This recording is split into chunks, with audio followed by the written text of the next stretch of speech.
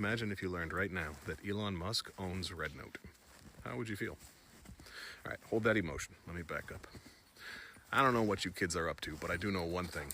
Any social media platform owned by private equity is inherently opposed to a livable or equitable world. So RedNote is not our ally. This app is not our ally. This app aggressively silences and manipulates us in order to actively support the most horrifying human rights violations of my lifetime. That's why we can't even speak the words to accurately describe evil on here, because this app is structurally aligned with those evils.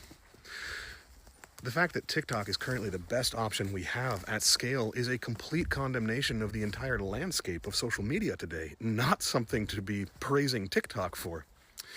Remember when everyone thought Elon Musk was one of the good guys? Everybody was excited about Hyperloops, and then how immediately he became an all-out fascist? This is what private equity does, always.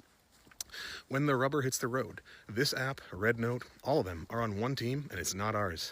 So that feeling you had when you imagined that Musk owned RedNote, that was accurate. RedNote is owned by a constellation of hedge funds and investment firms, and I hope it goes without saying that the hedge funds are on the opposite team as us.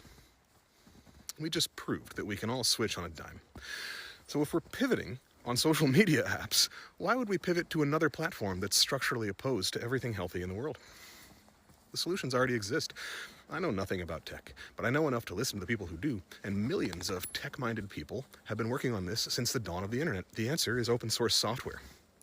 In open source software, anybody can see all the code. The algorithm is transparent, so no secret shadow banning, no hidden influences from AIPAC or the CIA or anybody else.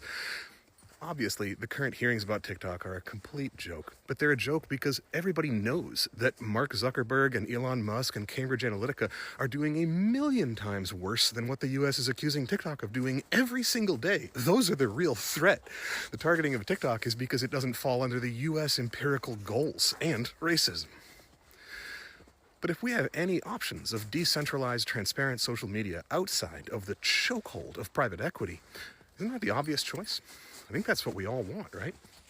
Pretending that this app is that free actual space, or that RedNote is that, doesn't actually make these spaces into actual free open spots for dialogue.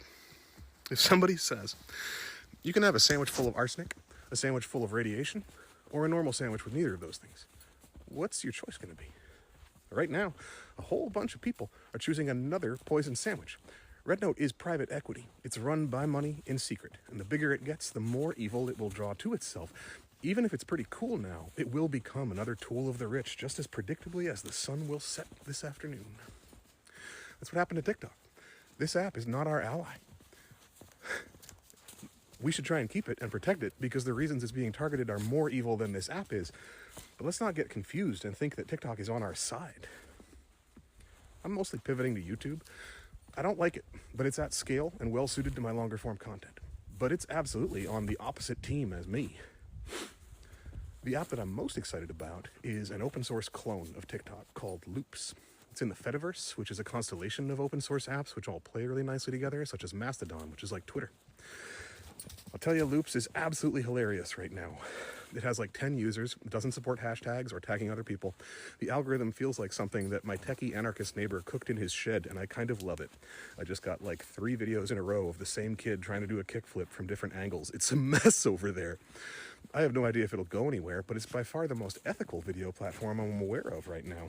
And I'm willing to put up with a lot of messy early beginnings for the sake of an ethical platform. If we invest in it, it will blossom, and this will now be a hilarious memory. Whatever, you can find me over there at Coyote. Finally, let's all bear in mind that Zuckerberg and Meta are cartoonishly evil at this point. Literally, architects of Project 2025 are now Meta's content directors. Zuck is saying that they need to get more masculine, and when he says that, I don't think he's talking about the kind of masculinity that I'm working for. So it would be amazing if, as the dust settles from this whole mess, Meta is down and out. That would require as many of us as possible to completely get off all Meta platforms. I just set my mother up with a Blue Sky account, and I'm engaging over there a little bit on my personal side just to support my mom getting off Facebook.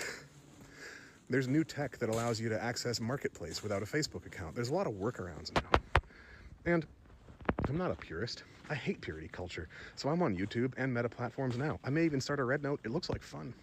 This video is not to condemn any of us as individuals. It's to invite us into a collective, strategic consideration of these days of change. What is the world we want to be living in of social media?